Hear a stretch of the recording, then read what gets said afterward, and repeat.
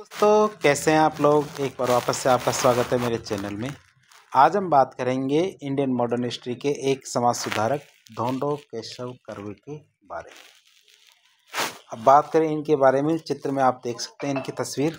धोंडो केशव कर्वे या DK. Curve साहब, इनका जन्म 18 अप्रैल 1858 को और इनकी मृत्यु 9 नवंबर 1962 को हुई थी और ये प्रसिद्ध समाज सुधारक थे। अब इनको क्यों याद किया जाता है? क्योंकि इन्होंने महिला शिक्षा और विधवा विवाह में सबसे बड़ा योगदान दिया था। बात करें उनकी, तो उन्होंने अपना सारा का सारा जीवन महिलाओं के उत्थान को समर्पित कर दिया। धोंडो केशव कर्वे के द्वारा जो मुंबई में स्थापित किया गया था एक महिला विश्वविद्यालय, कौन सा? SNDT महिला विश्वविद्यालय। ये भारत का पहला महिला विश्वविद्यालय था। ध्यान रखना, भारत का पहला विश्वविद्यालय कौन सा था? SNDT महिला विश्वविद्यालय। महर्षि कर्वे के नाम पे क्या बहुत ही बड़े सम्मान और आदर से लिया जाता है। अब बात करें धोंडो केशव कर्वे की, तो आधुनिक भारत के सबसे बड़े समाज सुधारक और उद्धारक उनको माना जाता है। इन्होंने अपना पूरा का पूरा जीवन बहुत सारी बाधाओं और संघर्षों में रहते हुए समाज की सेवा करते हुए समाप्त कर दिया और फिर इनके लिए कहा जाता है जहाँ चाहा वहाँ राह इनके लिए ही बनी हुई, जो कहावत सिद्ध होती है। अब बात करते हैं इनके बारे में डिटेल से बात करें तो इनके जन्म के बारे में बात करें। जन्म की बात करें तो महर्षि जो धोंडो केशव कर्वे हैं, तो इनका जन्म 18 अप्रैल 1858 को महाराष्ट्र के रत्नागिरी जिले के जो मुरुड नाम का गांव है वहाँ पे हुआ था। उनके पिता का नाम केशव पंत था। उनके पिता का नाम क्या था? केशव पंत था। यद्यपि महर्षि कर्वे के माता पिता बहुत ही ज़्यादा स्वाभिमानी थे और उच्च विचारों के दंपति थे, लेकिन फिर भी आर्थिक स्थिति उनकी अच्छी नहीं थी। जो अपने पुत्र की अच्छी शिक्षा और संस्कारों से युक्त बनाना चाहते थे, अर्थात वह अपने बच्चे को बहुत अच्छे संस्कार और बहुत अच्छी शिक्षा दिलाना चाहते थे, लेकिन गरीबी की वजह से वो ऐसा नहीं कर पाए। विपन्नता मतलब गरीबी की वजह से क्या, वो उनको न तो अच्छी शिक्षा दे पाए, लेकिन संस्कारों से तो उनको युक्त रखा। बात करें उनकी शिक्षा की, तो किसी प्रकार महर्षि कर्वे ने प्राथमिक शिक्षा अर्थात 5वीं तक की शिक्षा गांव के जो प्राइमरी स्कूल है वहाँ से प्राप्त की। बाद में कुछ समय तक उन्हें घर पर ही रह के पढ़ना पड़ा। शिक्षा के लिए उन्हें बचपन में बहुत सारे संघर्षों के होकर गुजरना पड़ता था। उनका ज्ञान इसी बात से आपको हो जाना चाहिए कि मिडिल की परीक्षा अर्थात जो 10वीं की परीक्षा पास करने के लिए उन्हें अपनी नियमित पढ़ाई छोड़ के गाँव से बहुत दूर कोल्हापुर जाके स्वतंत्र परीक्षार्थी के रूप में परीक्षा देनी पड़ती थी। 1881 में उन्होंने मुंबई के रॉबर्ट मनी स्कूल से हाई स्कूल की परीक्षा पास की, मतलब 10वीं परीक्षा पास की। बाद में मुंबई के एल्फिंस्टन कॉलेज में 1884 में गणित विषय में विशेष योग्यता के साथ स्नातक की परीक्षा भी उन्होंने पास की। अपनी पारिवारिक स्थिति को देखते हुए उन्होंने आगे न पढ़ाई करते हुए योग्यता के आधार पर मराठा स्कूल में पढ़ाना शुरू कर दिया।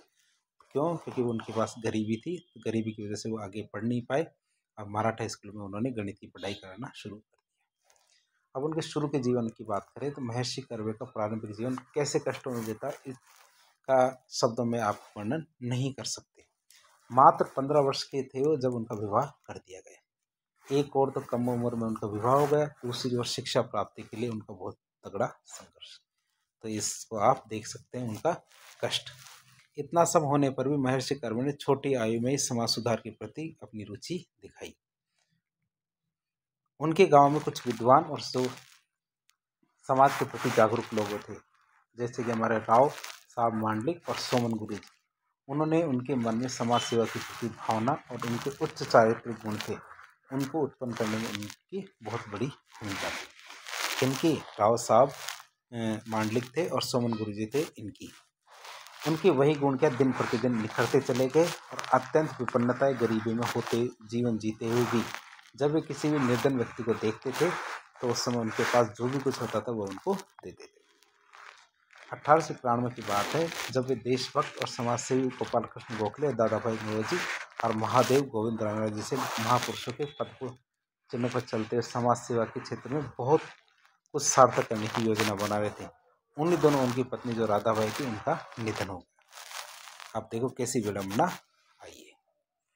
यद्यपि उनकी जो पत्नी थी उनके साथ वे अधिक संपर्क में नहीं रह पाते थे, फिर भी यह उनके लिए बहुत बड़ा आघात रहा था।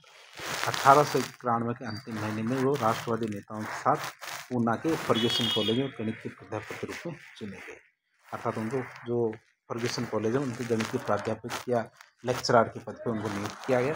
अपनी मेहनत और प्रतिभा से वह दक्कन शिक्षा समिति के आजीवन सदस्य बन गए। अब उनके कार्यों की बात करें, उन्होंने कहाँ कहाँ क्या क्या कार्य किया।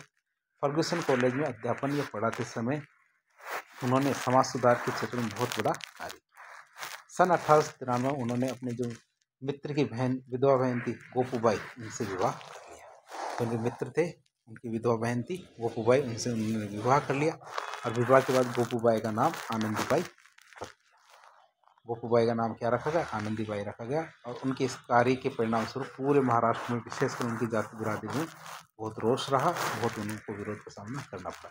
क्यों? क्योंकि विधवा विवाह करना उस समय आम बात नहीं थी। इसी विरोध ने महर्षि कर्वे को समाज के द्वारा उपेक्षित विधवाओं के उद्धार और पुनर्वास के लिए उनको प्रेरित किया। वह इन दोनों महात्मा गांधी के द्वारा चलाई जा रही जो शिक्षा नीति, नई शिक्षा नीति और महाराष्ट्र सुधार समिति के कार्यों में व्यस्त थे। जब देश के जाने माने समाज सेवियों और विद्वानों ने महर्षि कर्वे के द्वारा विधवाओं के जो उद्धार के लिए प्रयत्न किए जा रहे थे उनको पता चला, तो उन्हें मुक्त कंठ से उनके कार्यों की प्रशंसा की और सभी संभव सहायता देने की कोशिश की। अब महर्षि कर्वे की बात करें तो महर्षि कर्वे सहयोग और समर्थन प्राप्त होते ही उत्साह के साथ आम जनता को अपने विचारों से सहमत करने लगे और इसी उद्देश्य के लिए धन इकट्ठे करने के काम में लग गए। उन्होंने बहुत सारी जगह पर अपने तत्वाधान में विधवाओं को पुनर्विवाह भी कराया। धीरे धीरे कर्वे के इस जो विधवा उद्धार के कार्य को प्रशंसा, मान्यता और धन सभी जगह से मिलने लगा। धन भी मिला, प्रशंसा भी मिली और मान्यता भी मिली। 1896 में उन्होंने पूना के जो हिंगले नाम की जगह है उस जगह पर दान में मिली एक भूमि पर कुटिया में एक विधवा आश्रम और एक अनाथ बालिक बच्चियों के लिए आश्रम की स्थापना कर दी। कहाँ पे? हमारे पूना के हिंगले नामक जगह पर। धीरे धीरे समाज के जो धनी और दयालु लोग थे महर्षि कर्वे के कार्य से प्रभावित हुए और तन मन धन तीनों प्रकार से सहयोग देने लग गए। फिर 1907 की बात करें तो 1907 में जो हमारे महर्षि कर्वे ने महिलाओं के लिए महिला विद्यालय की स्थापना की। जब उन्होंने विधवा और अनाथ महिलाओं के लिए इस विद्यालय को सफल होते देखा तो उन्होंने इस काम को बहुत आगे बढ़ाया और महिला विश्वविद्यालय बनाने की कोशिश की। अंत में महर्षि कर्वे के अथक प्रयासों से महाराष्ट्र के कुछ दानवीरों ने पैसा दिया, दान में दिया और उस पैसे से क्या किया, 1916 में महिला विश्वविद्यालय को उन्होंने दिया।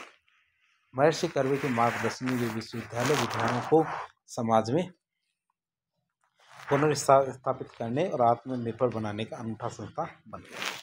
जैसे जैसे इस विद्यालय का विस्तार होता गया वैसे वैसे इसकी आवश्यकताओं को पूरा करने के लिए महर्षि कर्वे के प्रयास भी बढ़ते चले गए। तो इस तरह उनकी समाज सुधार के बारे में देखा। अब विदेश यात्रा की बात करें तो सन 1931-32 में महिला विश्वविद्यालय के संस्थापक और कुलपति के रूप में उन्होंने इंग्लैंड, जापान, अमेरिका, अफ्रीका से 30 से 40 देशों की यात्रा की और इस यात्रा काल में जहां उन्होंने विदेशों में महिला विश्वविद्यालय की कार्यप्रणाली का अध्ययन किया वहीं विश्व के प्रसिद्ध विद्वानों से जाके मिले। अपनी इस यात्रा में उन्होंने उन कार्यों के लिए धन भी इकट्ठा किया। अब उनके योगदान की बात करें तो महर्षि कर्वे का कार्य केवल महिला विश्वविद्यालय, महिलाओं के पुनरुत्थान तक ही सीमित नहीं था, बल्कि उन्होंने इंडियन सोशल कॉन्फ्रेंस के अध्ययन के रूप में समाज में जो व्याप्त बुराइयां उनको समाप्त करने में महत्वपूर्ण भूमिका निभाई। एक समाज सुधारक होने के साथ साथ वे बहुत अच्छे शिक्षा शास्त्री भी थे। साथ ही साथ बचपन में गरीबी की हालत में शिक्षा न मिलने का कष्ट क्या होता है वो बहुत भली भांति जानते। गांव में शिक्षा को सहज सुलभ बनाने और उनके प्रसार के लिए उन्होंने चंदा इकट्ठा करके लगभग 50 से अधिक प्राइमरी स्कूलों की स्थापना करवाई थी। तो ये हमारे सम्मान की बात करें तो धोंडो केशव कर्वे के सम्मान में एक डाक टिकट भी जारी किया गया था। डाक टिकट सन 1942 में उनके द्वारा स्थापित विश्वविद्यालय की रजत जयंती मनाई गई थी। सर्वपल्ली राधाकृष्णन जैसे महान विद्वान और शिक्षाविद ने इस समारोह की अध्यक्षता की थी और इसी वर्ष महर्षि कर्वे ने बनारस विश्वविद्यालय के द्वारा डॉक्टरेट की मानद उपाधि से सम्मानित किया। किसको? महर्षि कर्वे को डॉक्टरेट की उपाधि दी गई। बात करें इनकी तो 1951 में उनके विश्वविद्यालय को राष्ट्रीय विश्वविद्यालय का दर्जा मिला। इसी वर्ष पूना विश्वविद्यालय ने महर्षि कर्वे को डी.लिट की उपाधि प्रदान की। महर्षि कर्वे के समाज सुधार के कार्य के सम्मान स्वरूप 1955 में भारत सरकार ने उन्हें पद्म भूषण से सम्मानित किया। इसी वर्ष श्रीमती नत्थीबाई भारतीय महिला विश्वविद्यालय द्वारा उन्हें डीलिट की उपाधि भी दी गई। आगे बात करें उनके भारत रत्न के अवार्ड की, तो भारत रत्न के अवार्ड के बारे में बात करें तो जब 1958 में जब महर्षि कर्वे ने अपने जीवन के 100 वर्ष पूरे किए तो देश भर में उनकी जन्म शताब्दी मनाई गई। इसी अवसर को अविस्मरणीय बनाते हुए भारत सरकार ने उन्हें भारत रत्न से सम्मानित किया। अब भारत सरकार के द्वारा उनके सम्मान और स्मृति में एक डाक टिकट भी जारी किया, जो आप ऊपर देख सकते हैं। अब इनके निधन की बात करें तो उन्होंने 105 वर्ष की दीर्घ आयु में और अंत तक वह किसी न किसी रूप में मानव सेवा के कार्य में लगे रहे और 9 नवंबर 1962 को इस महान आत्मा ने इस लोक से विदा ली। तो पूरा देश इससे भाव विभोर हो जाता है। तो इस प्रकार आज हमने धोंडो केशव कर्वे के जीवन काल के बारे में देखा, उनकी बायोग्राफी देखी, उनके द्वारा समाज सुधार के लिए, महिलाओं के उत्थान के लिए, विधवाओं के उत्थान के लिए किए गए कार्य को देखा। तो इस प्रकार के इन्फॉर्मेटिव वीडियो देखने के लिए हमारे चैनल से जुड़े। वीडियो यदि पसंद आता तो वीडियो को लाइक करें, चैनल को सब्सक्राइब करें, अपने दोस्तों के साथ शेयर करें। यदि आपके कोई सुझाव हो कमेंट बॉक्स के माध्यम से बताएं।